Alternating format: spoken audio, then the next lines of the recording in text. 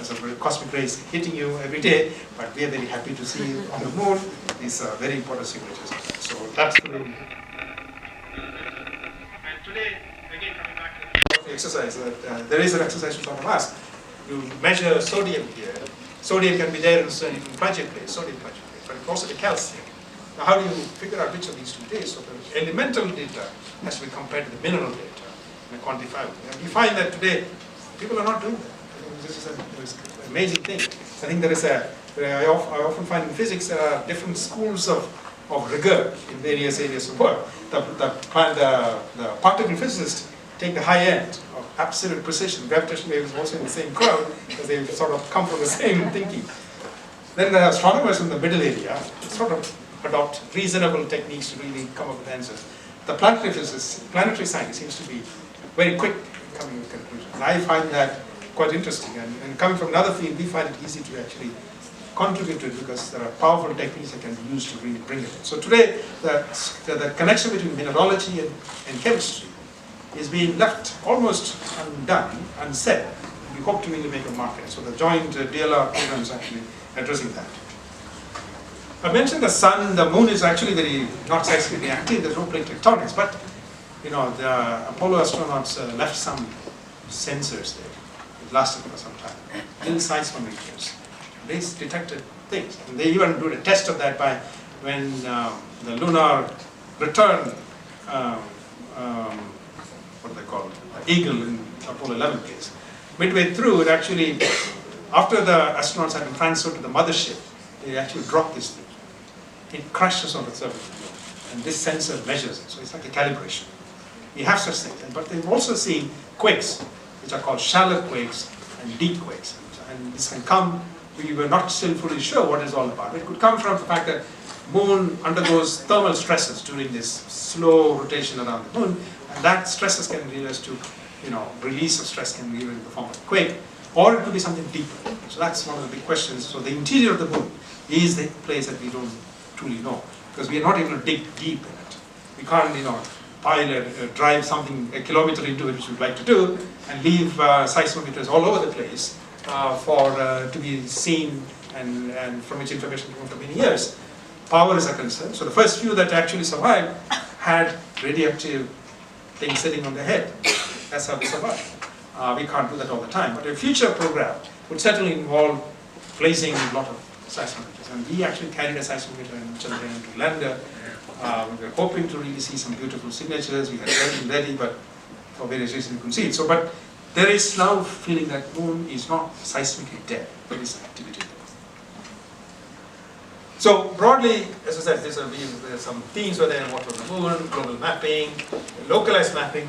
All that is now not possible because of the loss of the lander and the rover problem. So primarily, what we're looking for is these I've already discussed, but we hope to get very interesting results from the orbiter part of the mission. There's some pictures. This is the big orbiter. Lander, and the orbiter is here.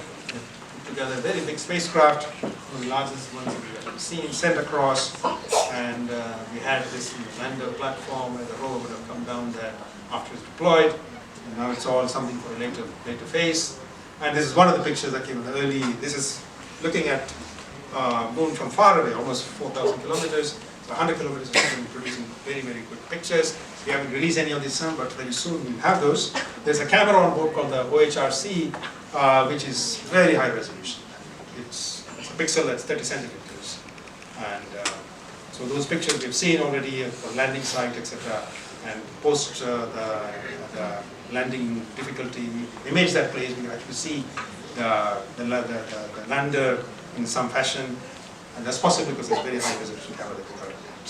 So I think we're waiting for these results, and I hope we will be able to come sometime later and talk to you about nice results that come from the Chandrayaan mission. One last slide on what we're looking at the future. That is in terms of Venus. It's a major mission. Very few people have gone there. Very few missions on it. Venus is a twin of Earth, but it's grown crazy. It's just hot. Why is that? This is a very important thing to ask. Greenhouse effect. So all this carbon emission, we must be doing it, but no, there's nobody there doing carbon emission. But it looks like the role of water. Water evaporates at a level where it can actually become problematic. Though but it's still not fully understood why Venus is so hot. Venus shows crazy things. It's a very slow rotator. It rotates actually in the opposite direction. Its day is longer than its year. It has no large magnetic field, and it has rotation. It has winds at about 100 kilometers. It has winds that in every 4 days will rotate the whole planet. Super high speed winds. We don't understand this. So there's a lot of things about it we don't understand. At about 60 or 70 kilometers, we have clouds. Atmosphere. Atmosphere, yeah. It's a very thick atmosphere. On the surface of the Venus, it's 90 bar, 100 times the pressure here, 750 degrees Kelvin. So very, very hot, nearly 400 degrees centigrade. So satellite would have been very normal. This on the surface. But at above 100 kilometers is benign. So around 70, you might even say it's quite comfortable. This is why I said earlier, it's beautiful to get a little piece of that air, where there could in principle be environment suitable for microorganisms to survive. If you believe in the theory of panspermia, where life originated elsewhere and came to Earth, Earth managed to sustain it, evidence for that could very well be there in the Venus atmosphere. So, I mean, using that balloon experiment that we did some years ago, I was trying to push to see, but then to bring sample back is a challenge. But I'm sure someday we'll do that. But the clouds on that are making it difficult to see the surface of Venus is sulfuric acid clouds. So it's a pain to go through that, not an easy thing to do. So that's something we need to understand, what causes all this. There's an absorber in ultraviolet that we often see.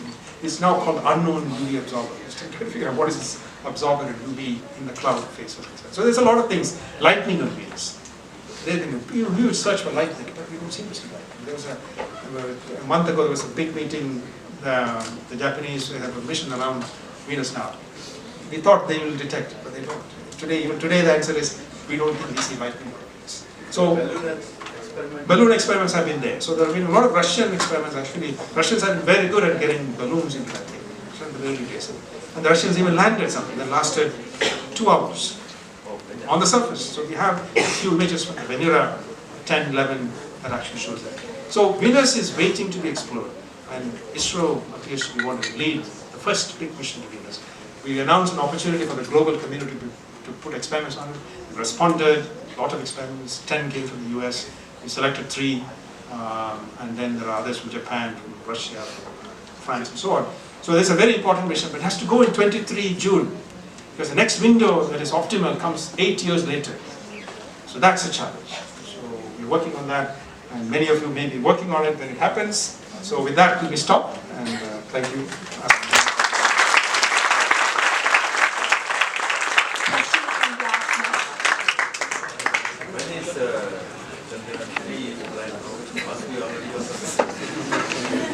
We had a month ago, we have a program called Chandrayaan 3, which was with the Japanese space agency to go in 24 or so to the absolute pole, at 89 degrees, to land at a place that is illuminated by sun 6 months. So there are certain mountain spots. So the lander has to land precisely there. Then it has to be also close to one of these craters where you want to see this water. So those requirements have been found some locations, and that rover, so the launching of that would happen by the Japanese, the landing is India, the rover is from Japan, experiments from both countries. They would have gone there, 6 months would survive, and have gone and sampled the water there. In the context of the current events, we may have to do some replanning. That is what now, I just want to know, and many times we mention that like the Apollo mission, there is a lot of proof, but is there any different set of scientists those who are always opposing? Because there is something that somebody says it is not wrong. Correct. So there is a continuing debate. Why this is such kind of controversy? People always like some controversy. So that is part of it. And then I think to strengthen it, you'll say that flag was flying and all this sort of stuff, etc. But you can imagine even in a place where there's no wind at the time of deployment. You are telling there may be some quakes. But this may not be any quake related issue. It could even be just the deployment phase we're actually seeing the unfolding of that. That's all. But I always say the strongest proof is the presence of these mirrors. They actually are pinpointed. You see, if the laser doesn't really, for example, the Luna 3 last mirror was only discovered about 4 or 5 years ago. And they could actually locate it. But once you locate it, you know precisely where that thing is. That you cannot have any other way. A human being has gone there or a machine has gone there and done it. So that is the absolute proof of that. And the samples are really tell you a lot about it. See, for the Chandrayaan 3, what kind of opportunity for normal university like ours? Yeah. Correct. No, that's a. What is the way, like a lot of enthusiastic students as well as faculties are there, what way one can initiate? I mean, this is a very important question, and I was telling that, the other day, about a month ago, when we had a review of future missions, and I was presenting this, and the chairman of ISRO stopped me after a minute and said, they're all being done by ISRO people. Where are the others?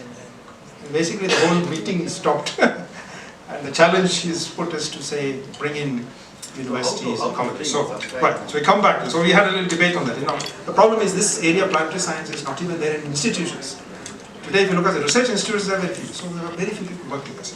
So the way I see is, to really involvement of our non-ISRO teams in the context of maybe looking at data, working with the existing teams, and then breaking these problems into smaller modules that are doable at various levels. Some of it, there are laboratory experiments, as I mentioned, which can be done, which are very important to understand and interpret many of these things. So I think that is an area where we can actually get into. A little later into the small experimental aspects. Because trying to do this at the full scale is a very difficult thing in any university. But can they interact with your office and? Yes. So we are trying to. At least small. Absolutely. So this happened a month ago. We're now reworking it. I've asked all the people who are now either proposing or going, or that they have to identify a partner. Let us know. Okay. I'll certainly. We'll insist our student or faculty to participate in such Will do. whatever they can contribute. Okay. Will do. Certainly, it's an important thing, and we intend to do it. Sir, what could be the reason for the land